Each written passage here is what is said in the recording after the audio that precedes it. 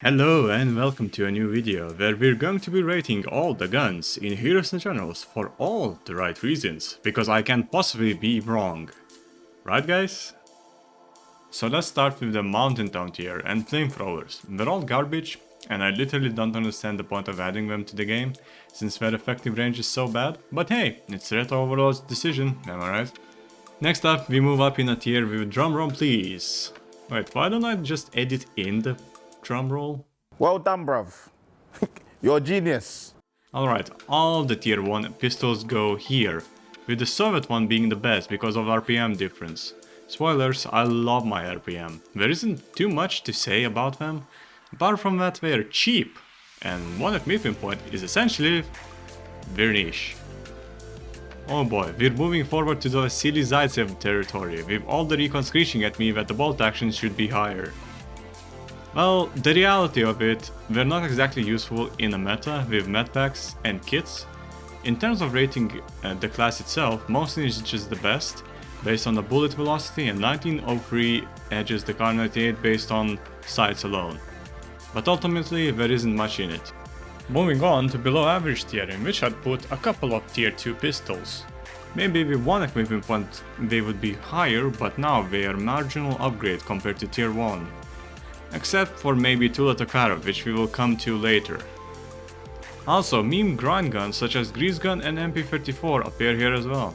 They're usable in CQC, but in medium range, you're better off F11ing or using the Predator invisibility technology, since they're awful at it and hence, this is where I would rank them. Another below average gun for me is a Soviet revolver. The reason being is that its accuracy, no matter the bullets, just doesn't come close, even with the tier 2 pistols of the Soviets, which makes zero sense.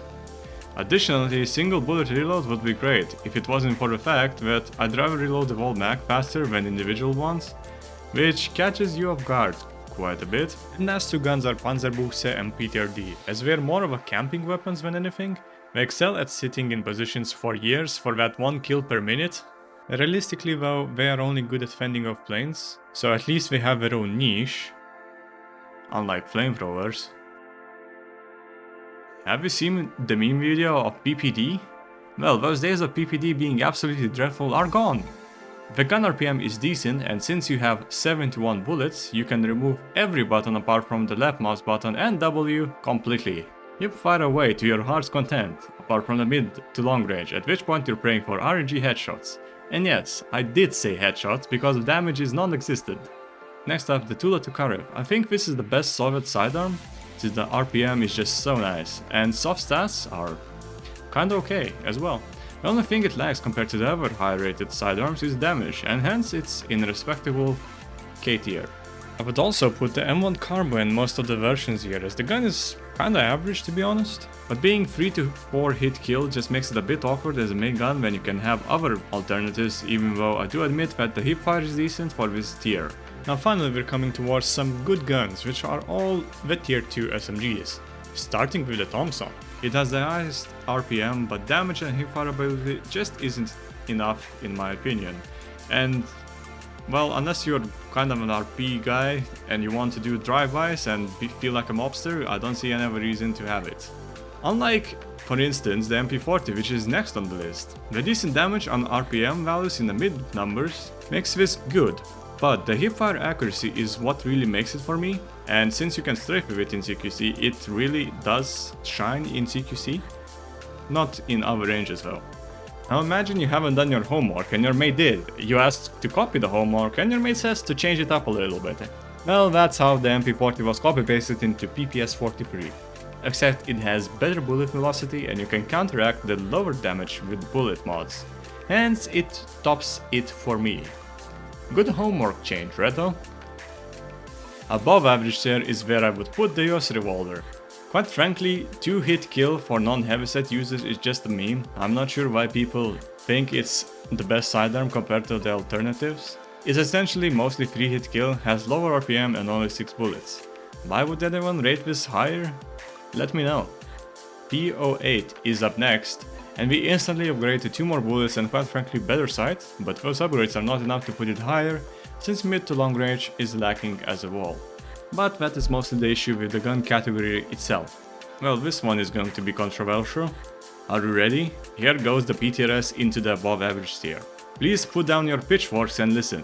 The gun is extremely niche because it doesn't one-hit kill vehicles without badges and bullets, and if you do use both of those, it doesn't work as an anti-infantry gun at all. Plus, you have to be very still for the gun to be accurate, which means none of that Rambo bullshit. And assuming you don't confire miss your first shot, it's hard to do follow-up shots since smoke is so bad. So yeah, the reason why it's going into above average and not lower is the redeeming factor of being insanely strong against planes, which means you can bully them and not get HE shelled shit on. Another gun that goes into the above average tier is the PPSh, which I think is the best SMG in the game. Are you a comrade with vodka in hand and love to go shikibriki damke? Well, this gun is for you. And this tier, to be honest. The highest RPM and 71 bullet mag is what is carrying this gun to the top of SMG pile, in my opinion. It does come with its downsides in range mostly, so I will not put it higher because of it. TP28 is one of the guns that in original draft of this was a lot higher, but then I tried it quite a bit and yeah. It has a big problem with range. Still isn't nowhere near to other guns above it, and the RPM is a bit on the low end since the nerfs for such an immobile gun. But frankly, this gun was strong not too long ago, but because Rita overalls give it and take it away, this is now just a solid gun with confire problem. If you can live with sacking of a badge for accuracy, it could be higher, but then again, with other guns you don't require that, so hence the placement. Okay. To explain the next entry, let me give you an analogy. Imagine you have a woman and she has the best looks ever, but has zero personality and is hard to be around cause she's fucking toxic as fuck. Well, that's what MG42 is. The stats look so damn good, and in practice it works great in CQC, but the range as well as the high turn cone penalty makes it so disappointingly inconsistent. But sometimes it works and it looks amazing, but most of the times you just look like an idiot. Starting the PogChamp tier is the DT29. For fuck's sake, Rita, stop copy-pasting damn guns. So you might be wondering why exactly is DT higher than the DP? Well, the answer is that it doesn't confire as much and hence is more consistent with some builds. However, it does sway a bit more than the DT, but you could control that, so it's higher. Okay, this one is quite an unexpected situation even for me. Bar is on the list of PogChamp tier. It's basically a budget AVS with a bit more bullets, but handling being pretty good. Quite frankly, in the original list, I had it a tier lower, but after looking at in-game accuracies and having some more attempts at mid-range, this for sure deserves it to be higher than the average tier, which I had it before. So, well, here it is. Now at this point you might be wondering why is there two 1919s in the tier list? Well, that is because copy-pasting of equipment didn't stop with PPS. Introducing totally not the M1919 aka Maxim Tokarev. The gun has decent RPM, damage and range drop-off values, making it solid choice, however it does have downsides like strafing accuracy and hipfire not being as great. The 1919 is also on this tier because it's copy-pasted 1919. Wait a second. Anyway, it's the same reason why MT is in this tier. Now, why is 1919 in that case higher than the MT? Well, I like his color more. No, but seriously, it's because of US bias. Jokes aside, depending on the preferences of the sides, I can see either one being ahead of the other, but not really higher than this. Okay, stand up and sit down. Relax and listen, because I already can hear the crowd gathering to lynch me over this. The AVS is not the best weapon in the game. And yes, it goes into this tier. 15 bullets, 4 hit kill weapon is not going to do it for me when you're facing multiple opponents at once. And although the reload is fast, it doesn't offset it. And considering the dependence on fast reload, this is exactly where this gun should be at. Speaking of superior, the Johnson is up next. Now you might be wondering why isn't it higher, and the reason for it is as good as the first bullet accuracy is with it. This thing just has a problem with the following shots, because they just confire in a circle, which makes it kinda awkward at times. But this, however, in exchange for great strafing accuracy, hence the placement. What is not awkward though is the MG13, which I feel like, even though it was nerfed alongside the DT, has managed to stay really good, with the build barely changing. It also doesn't have quite the confire nonsense like the Johnson, although it does pull a bit and has slightly lower strafing accuracy, but I think the trade-offs are worth it, not to mention the +5 bullets in the mag. Next up, the most cock-blocked gun in the game, the FG42. To be frank, this gun is so similar to MG13 and is slightly better in some regards, apart from the magazine and RPM, and although the visual recoil for this gun is a bit weird, I would still prefer it over the MG13. The downside, however, is that it's a para-only gun and would require capture guns shenanigans to get, which is a pain, but apart from that, I feel like it's all upsides.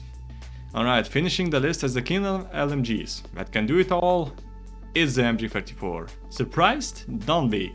This baby can mow down like no other and has great balance of damage, RPM and accuracy, as well as strafing ability, which in my opinion makes it the best MG at the moment, since 50 bullets is more than 20 bullets of FG. Can you argue with that logic?